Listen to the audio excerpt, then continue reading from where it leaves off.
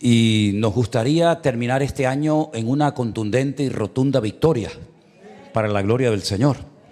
Decirles que hemos estado estos días en Alicante trabajando duro porque los trabajos que quedan son muy importantes y son muy pesados, ¿no? Hemos tenido que pedirle a dos albañiles que nos ayuden. Los hemos tenido que contratar y también ha venido otro hermano o dos hermanos también de nuestra iglesia de Alicante que también son albañiles para ayudarnos a terminar de construir el muro de los lamentos, porque está siendo un muro complicado, ¿eh? Ya le hemos puesto nombre a todo rincón a todos los rincones de la finca. Vamos a poner cartelitos por diferentes lugares y ese va a ser el muro de los lamentos, ¿eh? Pero no quiero que nadie meta papelitos dentro, ¿eh? Con sus peticiones de oración. Aparte que no te van a caber porque los bloques están muy bien pegados y no hay rendijas que puedas utilizarlo, ¿no? Hemos estado desde el lunes hasta el día viernes. Los trabajos están avanzando muchísimo. Hemos tenido la gran bendición, porque la verdad es que le doy gracias a Dios por ello, que un hermano de los Estados Unidos ha venido y es un electricista y nos está haciendo, bueno, ya está toda hecha, toda la instalación de la carpa del lugar de culto. Ya montamos la plataforma. Saben que la carpa ya está montada hace algún tiempo, pero no tenía iluminación. Y entonces ayer me hicieron una videollamada y ¡pum!, se hizo la luz y fue la verdad que una alegría tremenda, ¿no? Ver cómo ha quedado muy bien la instalación. Ahora, esta semana, este mismo hermano, electricista, nos va a comenzar a hacer la instalación eléctrica de la cancha de fútbol. Estamos haciendo un campo de fútbol tremendo, muy bonito va a quedar.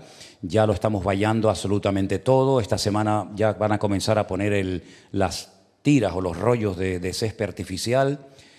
Y damos gracias al Señor que todos los trabajos se están haciendo. Y el día 18, si Dios lo permite, tendremos nuestra inauguración. Ya hemos puesto el cartel fuera de la finca, así que cualquier persona que pase por allí, que son muchos los que pasan y se paran, ya pueden ver el cartel, el rótulo que indica que ese es un lugar de vida nueva, un lugar para hacer cultos, retiros, campamentos, en fin, como ustedes saben. Y pido que por favor estén orando, para que el Señor siga pues supliendo todos los recursos que hacen falta. Es una barbaridad, todo cuesta muchísimo dinero, la arena, el cemento, las piedras, los bloques, todo cuesta mucho dinero. Damos gracias al Señor que todo se ha ido pagando poco a poco. Y también los obreros. La verdad que sin los obreros sería prácticamente imposible llevar eso adelante porque es una obra muy grande. Y damos gracias al Señor por todos los que están allí ahora, que ahora también seguro que nos están viendo en directo en el culto, ¿no? Y anoche me mandaba Jorge una fotografía de un perrito, de un cachorro de pastor alemán que le han regalado. Y bueno, en fin, esto me decía, ¿qué nombre le ponemos? ¿Qué nombre le ponemos? Y le dije, mira, vamos a hacer una cosa. Vamos a ponerle al perro Kelev, porque así se dice perro en hebreo. Kelev. ¿Podés poner las letras que les pedí? Ahí está. Ahí dice Kelev. Y está compuesta esa palabra por 3 letras. La primera es de derecha a izquierda, la Kaf, la Lamed y la letra Bet. Las dos primeras, esa que parece una C invertida, y la del medio es la palabra Kol, que significa todo. Y la del centro y la última es la palabra Lev, que significa corazón. Así es que para mencionar el nombre del perro o mencionar al perro se unieron 2 palabras, la palabra todo corazón. Así es como se llama el perro en hebreo, todo corazón, ¿eh? Así que tenemos a todo corazón, tenemos a Kelev en nuestra finca, pero aparte de eso, esa palabra también se puede pronunciar de otra forma y se puede pronunciar Caleb.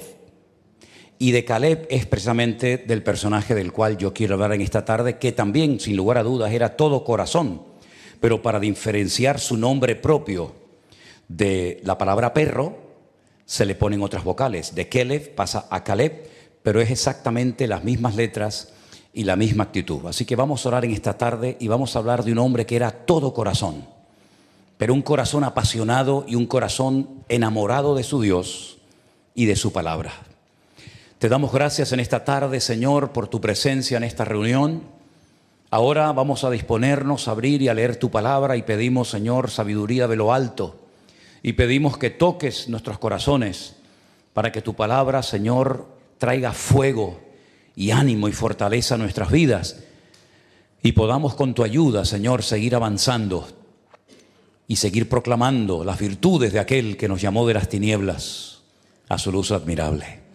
Bendice tu palabra, Señor, y que nuestros corazones estén abiertos, nuestros oídos atentos a la palabra, al mensaje que tú traes hoy para nuestras vidas.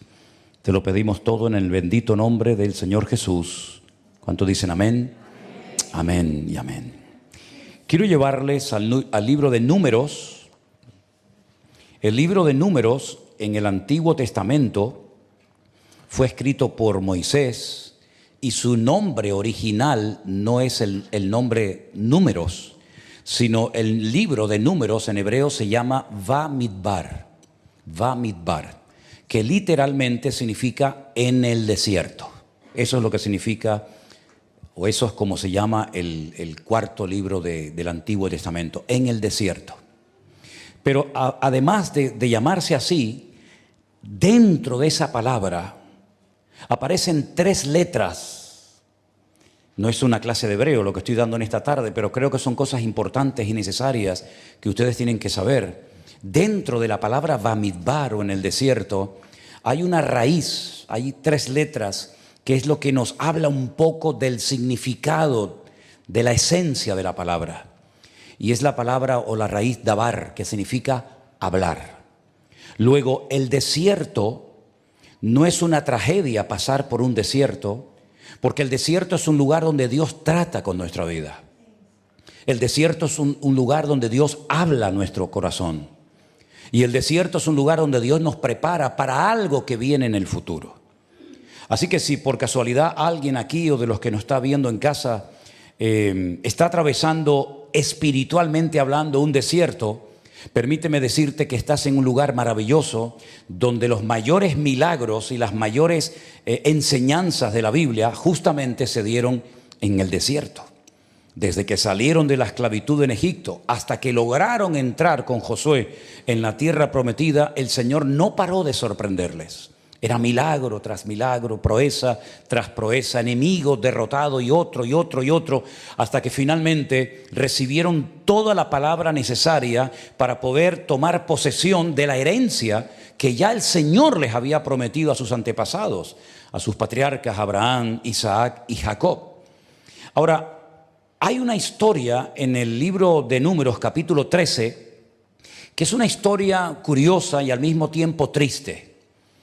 Porque por una parte, cuando la leemos, parece como que Dios le decía a Moisés que lo hiciera, pero si la analizamos en profundidad, nos vamos a dar cuenta que no fue un mandamiento que salió del corazón de Dios, sino que el Señor le dijo a Moisés que si sentía hacerlo, puesto que la gente se lo estaba pidiendo, que Dios lo iba a respaldar en esa decisión. No tenían que haber mandado exploradores, y quiero subrayar porque yo no soy mucho de buscar en internet predicaciones y de escuchar pastores, primero porque no tengo tiempo, sinceramente, cada vez tengo menos tiempo. Esa costumbre, mi costumbre es encerrarme con el Señor, con su palabra y ahí el Señor me da lo que creo que me tiene que dar, ¿no? Pero en esta semana he estado buscando en internet a ver si había alguna predicación que hablara de Caleb. Y todo lo que oí, no hubo ni uno que no dijera lo que voy a decir ahora. Todos decían que hubo un momento en la historia del pueblo de Israel donde Moisés envió a 12 espías a la tierra de Canaán. Y me da cierta tristeza y dolor ver que hay personas que repiten, incluso hablo de pastores y de predicadores, las cosas como si fueran loros y no profundizan y no averiguan si verdaderamente lo que mandó Moisés eran espías o era otro tipo de personas. Realmente espías no eran. La palabra espías no aparece en el texto que podemos leer en Números capítulo 13 y en Números capítulo 14, no aparece. Aparece la palabra anashim, latur, es decir, hombres que fueron de turistas. Nosotros diríamos de exploradores. A nadie se le ocurriría mandar a 12 personas por todo el país, a cara descubierta, sin ocultarse, sin esconderse, es que no eran espías. Los espías fueron lo que después Josué mandó a la casa de Rahab la ramera, y mandó 2, y que no tenían que saber nadie que estaban allí. Pero estos 12 hombres, que vamos a poner la lista inmediatamente en la pantalla de la iglesia, estos 12 hombres, cada uno de ellos era representante de una de las tribus de Israel. Eran príncipes, eran personas de influencia, eran personas de peso en la tribu en la cual formaban parte. Tenemos por una parte a Samúa, que era el representante de la tribu de Rubén. De la tribu de Simeón tenemos a Zafat. De la tribu de Judá tenemos a Caleb, aunque lo hemos puesto casi al final de la lista. De la tribu de Isaacar tenemos a un tal Igal. De la tribu de Efraín tenemos a Oseas, pero que el Señor le cambió el nombre y le pusieron Josué. De la tribu de Benjamín, Palti. De la tribu de Zabulón, Gadiel. De la tribu de José, de la tribu de Manasés, Gadi. De la tribu de Dan, Amiel. De la tribu de Aser, Setur. De la tribu de Neftalí, Naví. Y de la tribu de Gad, un tal Jehuel. Esta lista son 12 hombres, 12 personajes, ya digo, de influencia, importantes, príncipes de cada una de las tribus de Israel. Los 12 fueron enviados con un objetivo: reconocer la tierra. Tenían que ver si la tierra estaba habitada o deshabitada. Y en el caso de que estuviera habitada, ¿qué tipo de gente era? Si eran gente que vivían sin murallas o en ciudades fortificadas, si habían árboles, si había agua. Es decir, tenían que traer un informe, cada uno de ellos, para que los que estaban esperando con una expectativa tremenda, recuerden que habían estado mucho tiempo en el desierto, pues pudieran convencerse de que merecía la pena entrar y tomar posesión de la tierra. Después de 40 largos días volvieron. Y quiero leerles parte del capítulo 13 del libro de Números, que dice así a partir del verso 27. Y les contaron diciendo: nosotros llegamos a la tierra a la cual nos enviaste, la que ciertamente fluye leche y miel, y este es el fruto de ella. La Biblia dice que entre 2 personas trajeron un racimo de uvas. ¿Cómo tenían que ser esas uvas, no? Mas el pueblo que habita en aquella tierra es fuerte, las ciudades muy grandes y fortificadas. Y también vimos allí a los hijos de Anac. Amalek habita en el Negev, y el Eteo, el Jebuseo y el Amorreo habitan en el monte, y el Cananeo habita junto al mar y a la ribera del Jordán. Entonces Caleb hizo callar al pueblo delante de Moisés y dijo: subamos luego, tomemos posesión de ella, porque más podremos nosotros que ellos. Mas los varones que subieron con él dijeron: no podremos subir contra aquel pueblo, porque es más fuerte que nosotros. Y hablaron mal entre los hijos de Israel de la tierra que habían reconocido, diciendo: la tierra por donde pasamos para reconocerla es tierra que traga a sus moradores, y todo el pueblo que vimos en medio de ella son hombres grandes de estatura. Y también vimos allí gigantes, los hijos de Anac, raza de los gigantes, y éramos nosotros, a nuestro parecer, como langostas, y así les parecíamos a ellos.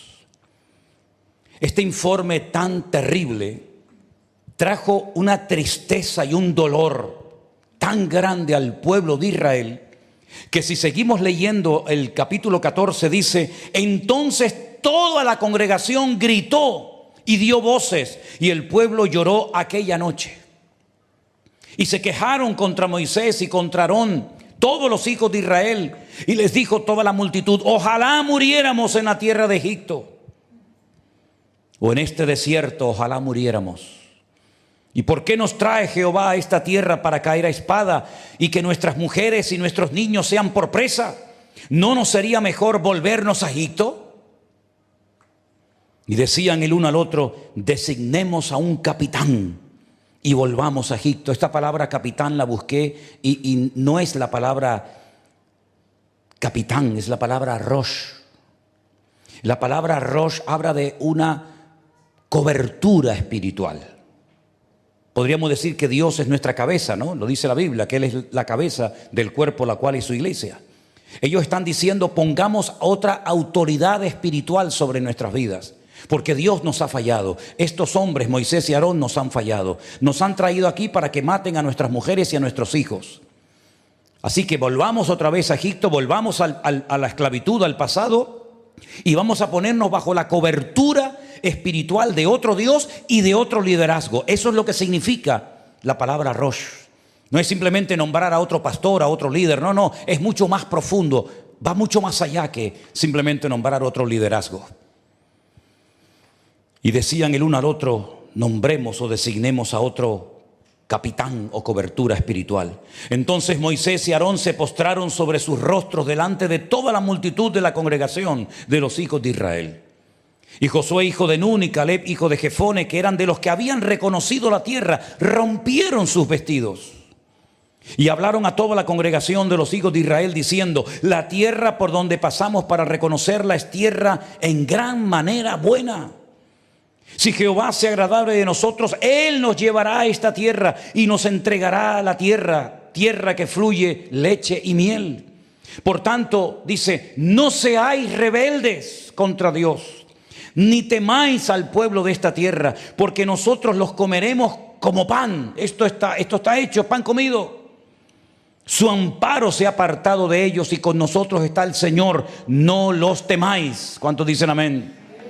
En otras palabras, si ustedes se rebelan, el miedo se va a apoderar de nuestras vidas. Y el miedo nos va a hacer decir tonterías y nos va a convertir en un pueblo de desobedientes. No lo hagan, le decía Josué y Caleb al pueblo. Entonces toda la multitud, escuchen bien, habló de apedrearlos. Es impresionante, ¿eh? Matarlos a pedradas. Pero entonces en ese momento en el que iban a ir a por ellos y los iban a quitar de en medio, la gloria del Señor se mostró en el tabernáculo de reunión y a todos los hijos de Israel. Y es entonces cuando Dios habla y dice, ¿hasta cuándo me ha de irritar este pueblo? Cuando leía este versículo me venía a la cabeza cuando el Señor Jesucristo bajó de la montaña, ¿se acuerdan? Que dice que sus discípulos estuvieron trabajando, tratando de echar fuera un demonio y no pudieron. ¿Se acuerdan la historia? Y Él dijo, ¿hasta cuándo he de estar con vosotros? Exactamente igual, dice el Dios eterno, el Creador, en este momento. ¿Hasta cuándo este pueblo me ha de irritar? ¿Hasta cuándo no me creerán con todas las señales que yo he hecho en medio de ellos? Podemos seguir leyendo el resto del capítulo que realmente es tremendo. 40 días estuvieron reconociendo la tierra, explorándola, de norte a sur y de este a oeste. El Señor les dijo, todos los que se han quejado, no solamente estos 10 exploradores, sino los mayores de 20 años, responsables de sus actos y de sus palabras, no van a entrar. Van a morir todos en el desierto, a año por día. 40 días estuvisteis en la tierra prometida y no os gustó, hablasteis mal de ella, la menospreciasteis. 40 años vais a estar dando vueltas y vueltas en el desierto hasta que toda esta generación de incrédulos, de rebeldes y de desobedientes caigan todos muertos en el desierto. Y aquellos niños que dijisteis que no iban a entrar, ellos son los que van a tomar posesión de la tierra prometida.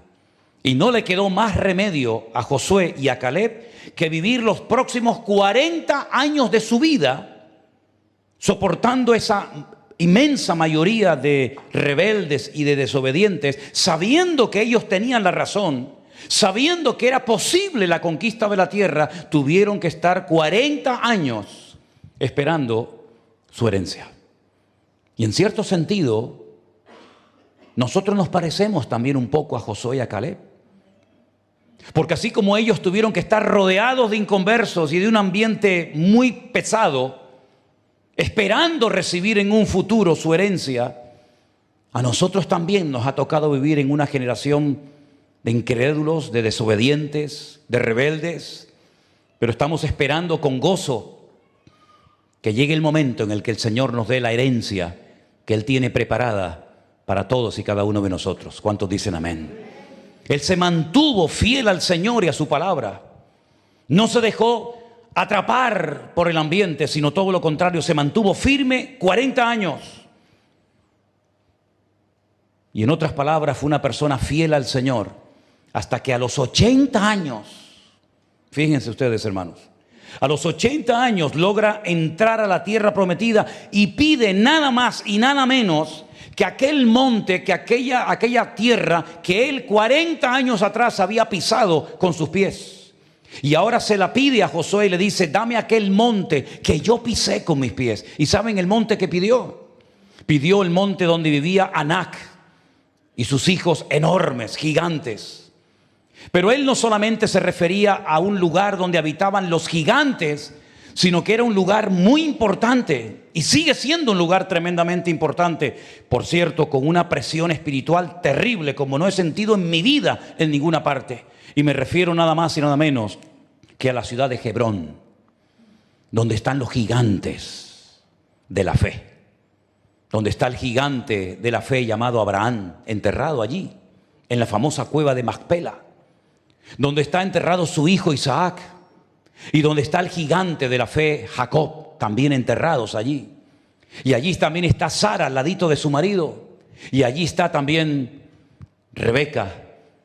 Y Raquel no está porque murió mientras paría, cuando iba a Efrata o cuando iba a Belén de Judea, y en el camino murió. Pero es un lugar donde todavía tanto judíos como musulmanes como cristianos frecuentan, visitan constantemente.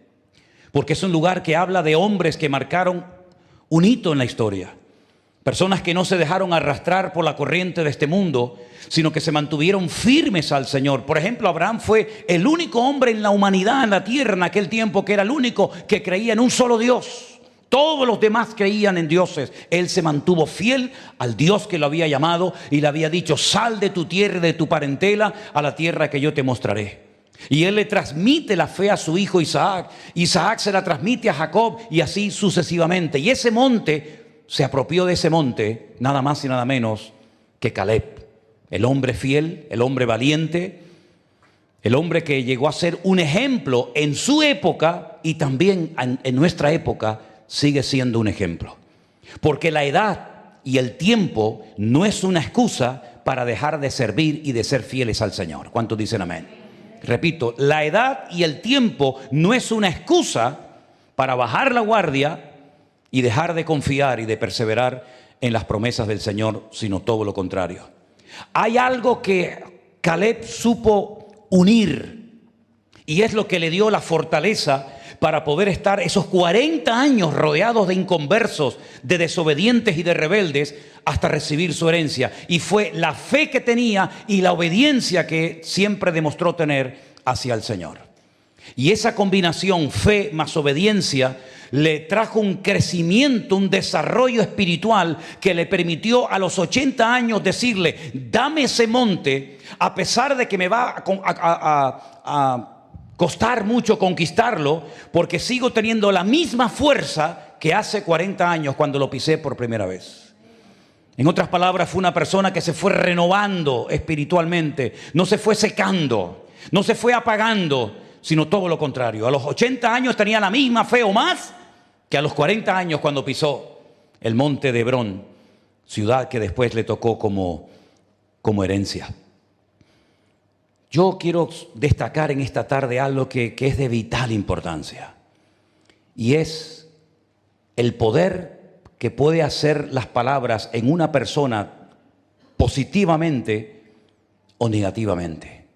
Fíjense hasta qué punto es importante la forma como hablamos, que hay versículos, muchos, solamente he escogido 2, que nos hablan acerca de cómo tiene que hablar un creyente. ¿Cómo tiene que hablar una persona que ha entendido el Evangelio, que ha nacido de nuevo y que ha entendido el mensaje de Cristo?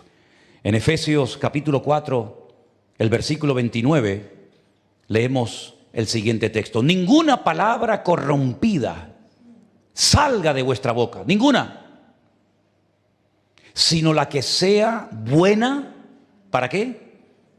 Para la necesaria edificación, a fin de dar gracia a los oyentes. Todo lo contrario a lo que hicieron los 10 exploradores cuando regresaron. Hablaron de una forma tan despectiva, tan negativa de la tierra, que toda la congregación se pegó toda la noche llorando, gritando y quejándose contra Dios, contra Moisés y contra Aarón. El siguiente texto lo tenemos en Colosenses capítulo 4, verso 6, que dice: sea vuestra palabra siempre con gracia, sazonada con sal, para que sepáis cómo debéis responder a cada uno. ¿Cuántos dicen amén?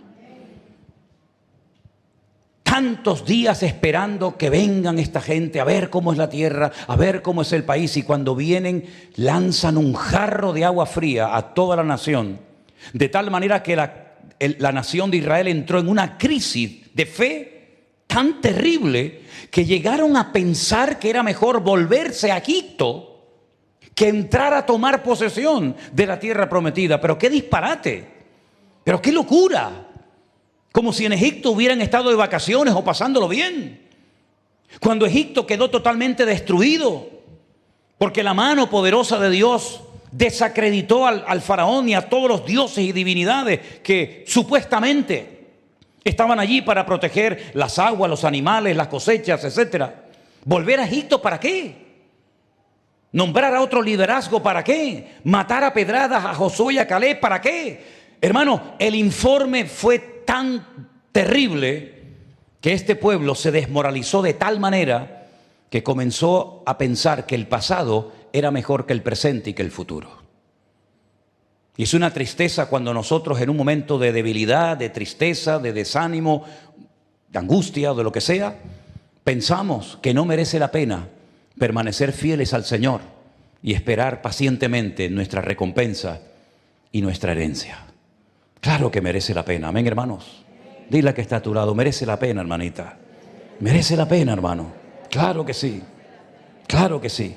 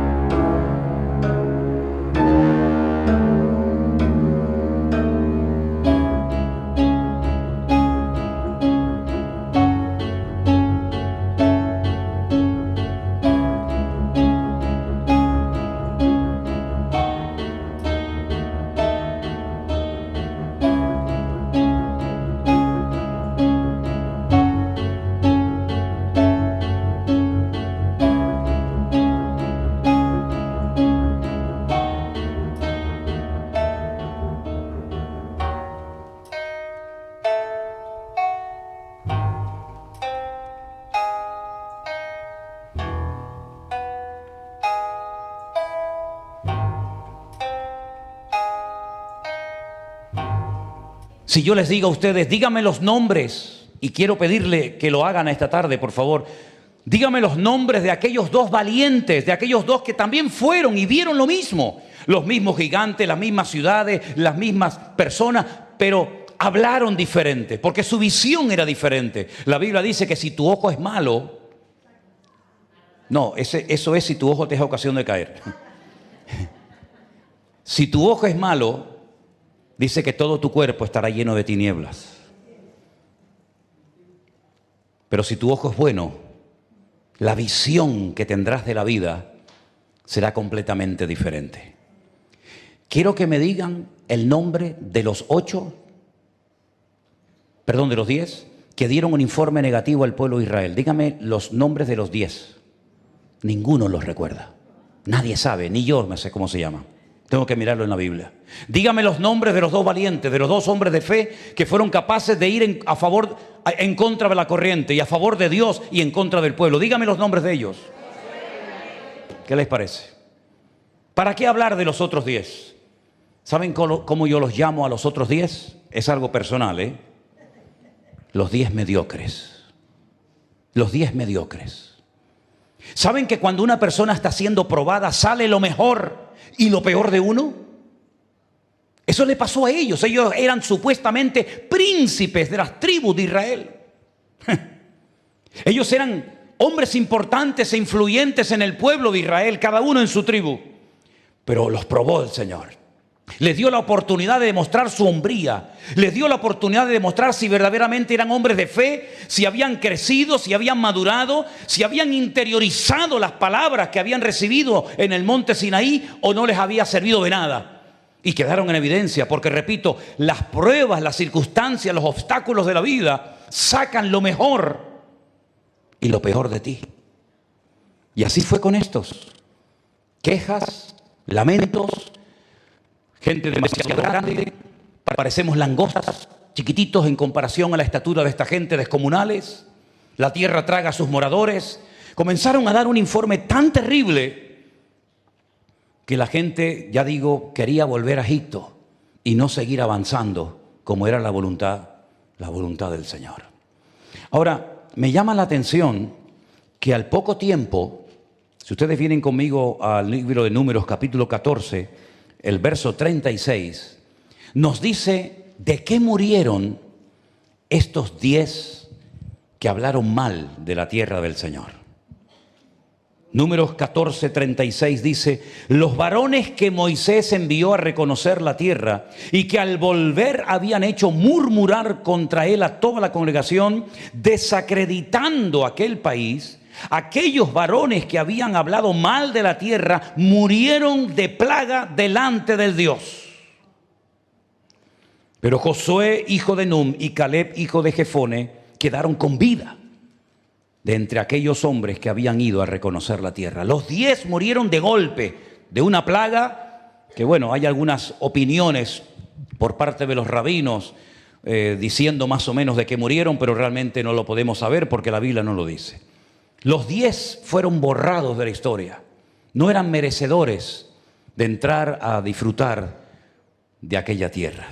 Yo nunca me olvidaré cuando hace muchos años, ya Pepita se acordará seguramente, hace muchos años estábamos en un local, era otra congregación diferente a esta, y el local donde estábamos, cuando no nos rompían el cartel, nos rayaban los coches, nos tiraban piedra, entraban a los cultos los vecinos, nos interrumpían las reuniones, era una guerra. Yo iba al culto de verdad con una carga en mi corazón diciendo a ver qué va a pasar hoy, porque siempre había algo terrible, ¿no? Hasta que finalmente decidimos que era el momento de dejar ese local y buscar otro sitio. Además, las circunstancias ya nos estaban indicando que era el momento de buscar otro lugar mejor. Comencé a andar por la ciudad buscando un lugar y encontré un viejo cine de barrio. Saben que los cines de barrio funcionaron durante muchos años hasta que finalmente se fueron cerrando uno y otro. Pero encontramos un viejo cine de barrio totalmente abandonado, destartalado, hecho polvo, viejo. En fin, un desastre. Ese cine se encontraba, ya no existe, ya lo han tumbado hace años, han levantado un edificio. Ese cine estaba en la calle Princesa Dácil, en el barrio de la Salud, paralela a la calle del Molino de Gofio, para más señal. Cuando yo llevé a 3 o 4 hermanos, no me acuerdo cuántos fueron, pero no eran muchos, 3 o 4 hermanos, 5 como mucho, a ver por primera vez ese cine, que fui con el dueño, que me llamó mucho la atención estando ahora en Israel. Una chica entró a nuestra habitación para ordenar la habitación y le pregunté cómo se llamaba, me dijo su nombre, no me acuerdo cómo se llamaba, pero me dijo, me llamo fulanita de la Cruz. Era filipina. Y le dije, pues mira, de la Cruz, así se llamaba el señor que me alquiló el cine del barrio de la Salud. Ladislao de la Cruz, así se llamaba. Cuando entré al cine, había un bombillo, creo que de 10 vatios, ahí arriba en el techo altísimo. Por cierto, la mitad del techo del cine estaba derrumbado, estaba totalmente caído. Durante años había entrado muchísima agua, estaba todo el suelo lleno de agua, pero todo se había puesto verde, todo estaba verde, el techo estaba caído, había ratitas o ratones, estaba la madre, el padre, estaba toda la familia, estaban corriendo por allá, por acá. Es un animalito que a mí no me hace ninguna gracia, porque lo he pasado muy mal con ellas. Y entramos allí, todo el suelo verde, el techo caído, las ratitas dándonos la bienvenida, etcétera, etcétera. Y yo cuando miré aquello dije, gloria a Dios, qué lugar tan hermoso. Este es el lugar magnífico. Los hermanos se miraron así y dijeron, Manolo, esto es un desastre, Manolo. Esto no vale nada. Y yo les dije, pero no lo ven, no lo ven. Esto es una maravilla. Esto es una pasada, miren, las butacas, el teatro. Ellos no vieron absolutamente nada. De hecho, nunca vinieron a ayudarme, nunca, jamás vinieron. Aquel cine fue una bendición tremenda. Pepita fue por allí, y Armando, y Sonia, y Isma, y Genaro, y algunos otros hermanos que tal vez saben de lo que estoy hablando. Katy, sí, Katy también, sí, verdad, Katy. Que se me subía a la plataforma mientras yo predicaba a darme besos y abrazos. ¿Te acuerdas, Katy? ¿Te acuerdas? Yo sí me acuerdo, ¿eh? Menos mal que ya eso ya pasó a la historia. Pero lo mismo me pasó con la finca de Alicante. Cuando llegamos a una finca abandonada hace 4 años, hierba por aquí, matojos por allá. Algunos digo, uy, muchas pulgas, muchas garrapatas. Ya. Vete a verla ahora. Vete a verla ahora. Una bendición de Dios tremenda. ¿Cómo es tu mirada, hermano? Cuando miras algo, ¿qué lectura haces de lo que ves? Porque según lo que veas, así vas a reaccionar. Pero la forma como reacciones ante lo que veas, habla del tipo de persona que tú eres. Créeme. Así como tú ves algo y lo ves todo un desastre, sin posibilidades, como me dijo uno que fue a ver la finca, que lo llamé a los 2 o 3 días de ir a la finca. Yo creo que estaba asustado porque estaba así con los brazos bien apretados y estaba mirando para todos los lados como si le vinieran algo del cielo. Y le dije, ¿te gusta la finca? ¿Qué está chula? Y me dice, a mí no me gusta esto. Digo, ¿no? Yo pensé que no me había explicado y le pregunté otra vez, ¿no has visto la bendición de tener este terreno? Y me dice, yo no veo bendición por ninguna parte. Así me lo dijo. Yo no encajo aquí. Y yo dije, efectivamente, tú no encajas aquí. Como estos 10 no encajaban ahí. Estos 10 no eran dignos, no eran merecedores de la tierra del Señor. Porque hay bendiciones que son para un cierto tipo de personas. Y por eso hay personas que viven toda la vida en una mediocridad y en una superficialidad total y absoluta. Se conforman con lo poquito, se conforman con las migajas. Pero nuestro Dios nos dice que el pan entero es para los que le creen y se apropian de las bendiciones del Señor. Y por eso una de las cosas que tenemos que pedirle al Señor, Señor, sana mi vista. Porque así como vea, así voy a hablar y así voy a comportarme y así voy a actuar. Y eso es lo que le voy a transmitir a la siguiente generación. Porque yo recuerdo, por ejemplo, que cuando Caleb era mayor y su hija se fue a casar, su hija le pidió herencia a su padre y su padre se la pudo dar porque su padre fue un guerrero, fue un valiente que peleó por la tierra que quería conquistar. Pero ¿qué tierra, qué herencia le dieron los 10 los 10 exploradores que hablaron mal de la tierra? Ninguna. Si no tenían para ellos, ¿cómo van a dar para su descendencia? No tenían nada. Hoy estamos hablando de un hombre que vivió hace más de 3000 años. Hoy estamos leyendo en la Biblia palabras que pronunció este hombre hace más de 3000 años. Y es una fuente de inspiración y es un ejemplo para nosotros. ¿Por qué? Porque él entró en la tierra y vio a los hijos de Anac, lo vio. Es que la fe verdadera no es ciega.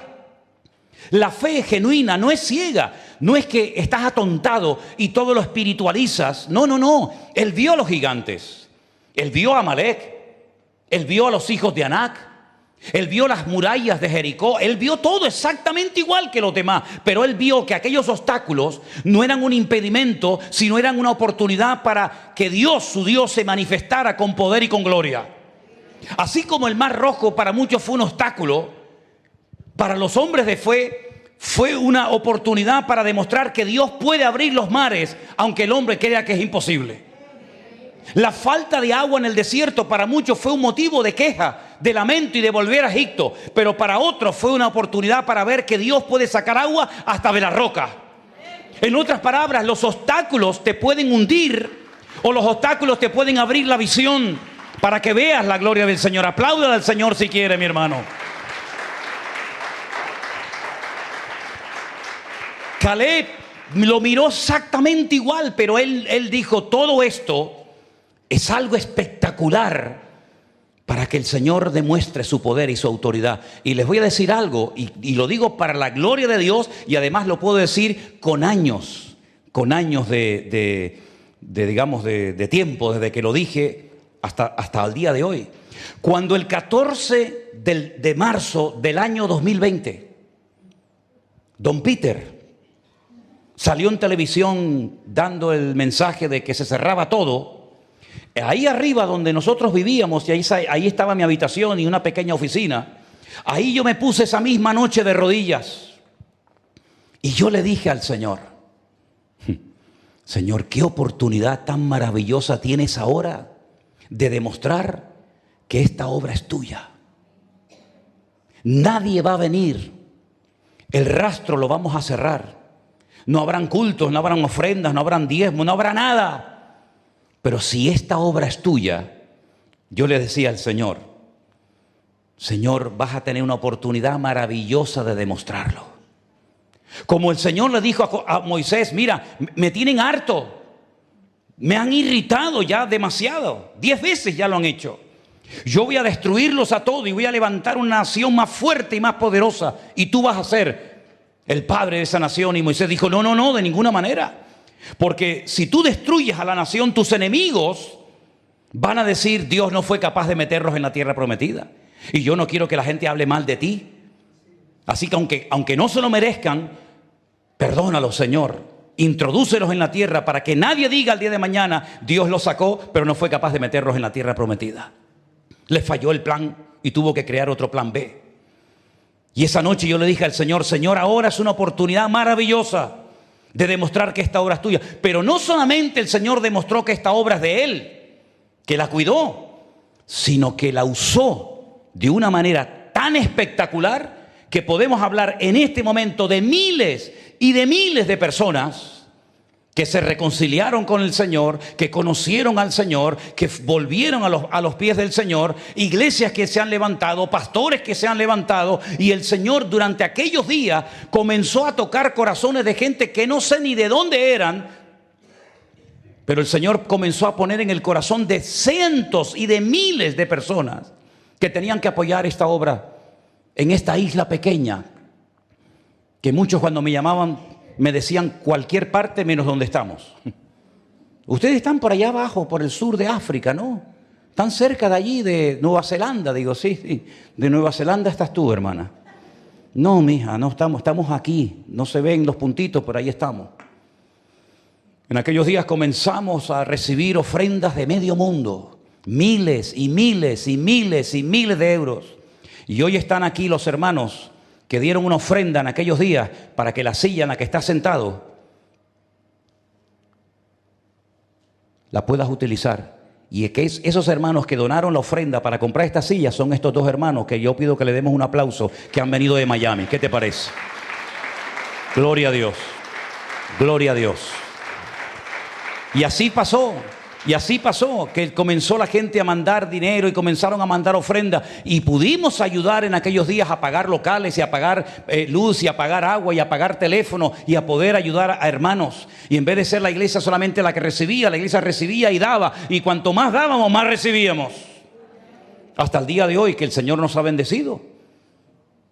Y de pasar momentos de una crisis terrible que no teníamos ni nada, el Señor nos ayudó para poder bendecir a cientos de personas como estamos ayudando hoy en día, así de claro. Así que mis queridos hermanos, seamos como Caleb. Vivimos en rodeados de gigantes, cada vez parece que son más grandes y más fuertes. Pero el Señor nuestro Dios es mucho más gigante y más poderoso que todo eso. Todos los obstáculos que se nos puedan presentar en el camino, da igual si son físicos, económicos, matrimoniales o de la índole que sea, me da igual. Todos los obstáculos son oportunidades para ver la gloria de Dios en nuestra vida.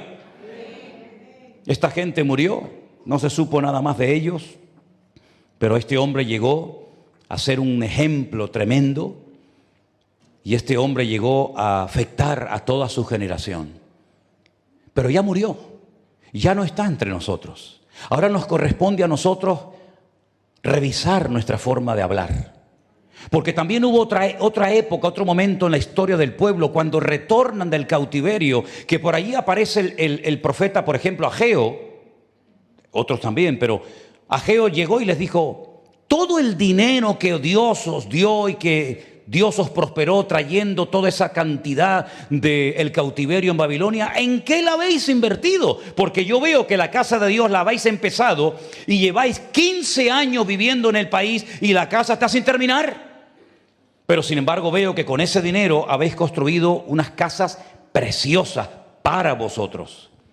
Pero la casa de Dios está abandonada. Y ese es el motivo por el que sembráis mucho y recogéis poco o nada. Ese es el motivo por el que hace meses que no llueve. Ese es el motivo por el cual no levantáis cabeza, porque habéis puesto lo primero, vuestras cosas lo primero, y al Señor lo tenéis totalmente olvidado. Subid al monte y cortad madera y reconstruir la casa del Señor, y entonces la gloria de Dios volverá a descender y será aún mayor la gloria postrera que la primera. En otras palabras, mis queridos hermanos, los obstáculos o te hunden y te deprimen y te estás todo el día quejando, o vas a ver la gloria de Dios en todos y en cada uno de ellos. Porque si nunca estás enfermo, ¿cómo puedes saber si Dios es fiel en medio de la enfermedad y del dolor? Si nunca tienes una necesidad, digamos, de tipo económica, ¿cómo puedes comprobar que Dios es tu pastor, que nada te faltará y que Él proveerá tus necesidades conforme a sus riquezas en gloria? Si nunca estás decaído, ¿cómo puedes decir: diga al débil, fuerte soy? En otras palabras, todas las experiencias por las cuales pases en la vida, como ellos pasaron por muchas experiencias variopintas en el desierto, nos enseñan que nuestro Dios no lo limita a nada ni nadie, sino solamente nuestra falta de fe. Y por eso ellos no recibieron herencia, porque hablaron mal. Y déjeme que les diga algo que ya lo dije en su momento, solamente te lo recuerdo. Ese día, por los cálculos que se han hecho, ese día cuando ellos retornan después de 40 días de reconocer la tierra, ese día era el día 14, el Teisha B'Av, así es en hebreo, se llama así, Teisha B'Av, el 9 del mes Ab. Dice que lloraron, gritaron, dieron voces, se quejaron y hablaban de nombrar otra autoridad espiritual y de apedrear a Josué y a Caleb. Esa noche fue el día Teisha B'Av, el día 9 del mes Ab. Ustedes saben que todas las peores desgracias que ha experimentado el pueblo de Israel a lo largo de la historia siempre han coincidido en el mismo día. Cuando Nabucodonosor destruyó el primer templo de Jerusalén, que era una belleza, aquel templo espectacular que construyó Salomón, lo destruyó el día Teisha B'Av, el día 9 del mes Ab. Siglos más tarde, Tito, enviado por su padre, el emperador romano Vespasiano, destruye en el año 70 el templo de Jerusalén el día 9 del mes Ab. Los reyes católicos firmaron la expulsión de los judíos de España el día 9 del mes Ab. La solución final se firmó en Alemania por Hitler y sus secuaces el día 9 del mes Ab. Y así podríamos dar una lista de cientos de tragedias que han ocurrido el mismo día para que recuerden y no olviden que ese día fue cuando se quejaron y maldijeron la tierra del Señor. Porque la tierra no es de los judíos. La tierra es del Señor. De Jehová es la tierra y su plenitud, dice la Escritura. Y cuando ellos hablaron mal de la herencia del Señor, estaban diciéndole: Dios, te has equivocado, esta tierra no merece la pena conquistarla.